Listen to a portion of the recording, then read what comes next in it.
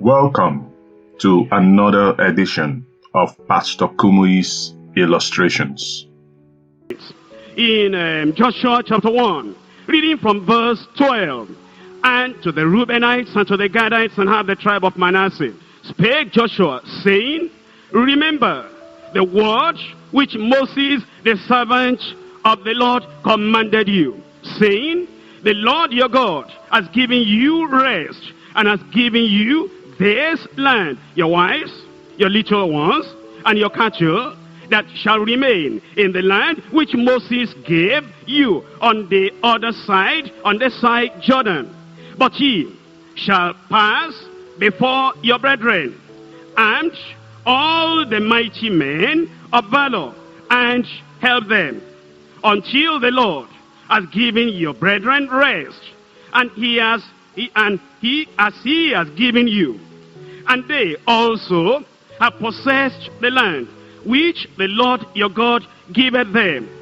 Then ye shall return unto the land of your possession, and enjoy it, which Moses the Lord's servant gave you on this side Jordan, towards the rising sun. Now you see here, Joshua was talking to the 2.5 tribes of Israel.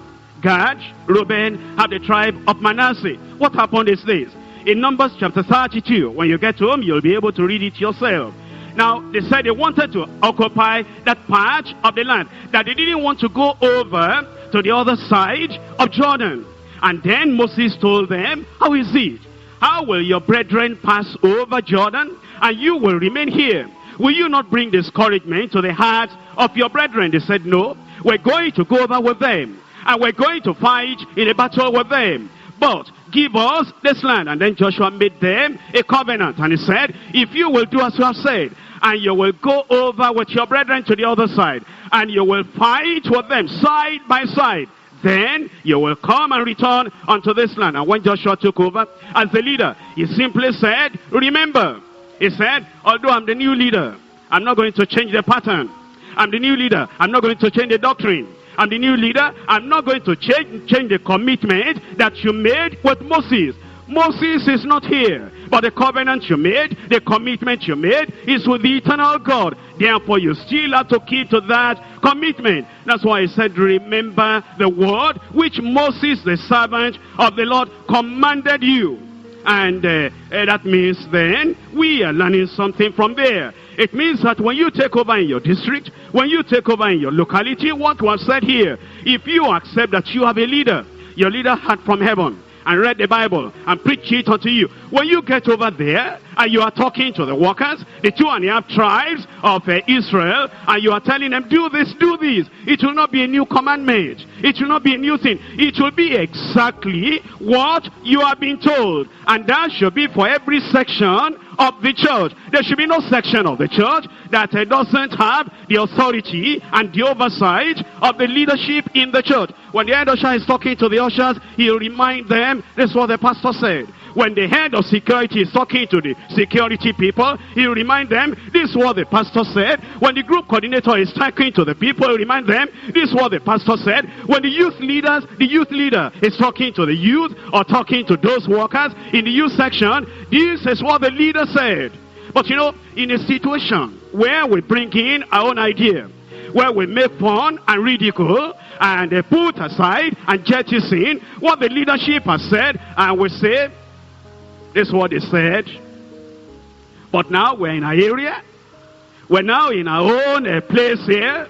Whatever they are saying there, they don't understand that this is the peculiarity of the youth ministry. So then, this is what we're going to do now. Already now you deviate. But understand, you're sowing something.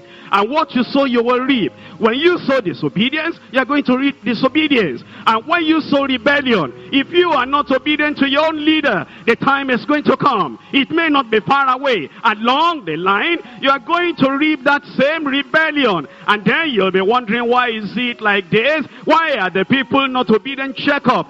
Maybe you sowed that thing some years ago, some time ago. You sowed the rebellion yourself, and you sowed the disobedience yourself. Because of that now, the people cannot listen. But understand, Joshua said, I don't have any new commandment to give you. Remember what Moses, the servant of the Lord, has said. That is what I am calling you to. And thank God these people, they made up their minds. They were going to do exactly what they had committed themselves to do. There was a purposeful resolution that they were going to be obedient. In Psalm 15, Psalm 15 verse 1, and then we jump on to verse 4. Psalm 15, reading from verse 1 and verse 4. It says in verse 1, Lord, who shall abide in thy tabernacle? Who shall dwell in thy holy hill? Come on to verse 4. In whose eyes a vile person is contained. But he honoreth them that fear the Lord. And then it says, he that sweareth to his own heart and changeth not. That's talking about he who vows to his own heart. He consecrates to his own heart and he changes not. That's the faithfulness the Lord is expecting from us.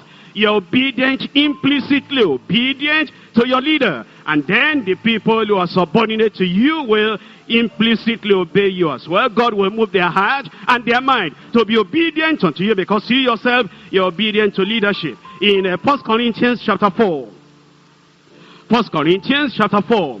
From verse 1. Let a man so account of us as of the ministers of Christ and stewards of the mysteries of God. Moreover, it is required in stewards that a man be found faithful. The Lord requires faithfulness from you and from me, that we will be obedient. And the illustration is all over the Bible. You find Jesus Christ, he said, I do always those things that please the Father. And because he was under authority, then he could command the people under him as well. Understand, whatever commitment we have made unto the Lord, even if the leadership's position, even if the leader is dead, or even if there is a passage of time, because it's been some years now since the Reubenites and the Gadites and the tribe of Manasseh, since they pledged that obedience. Even though the passage of time is gone, yet we're still called to be obedient unto that covenant we have made unto the Lord,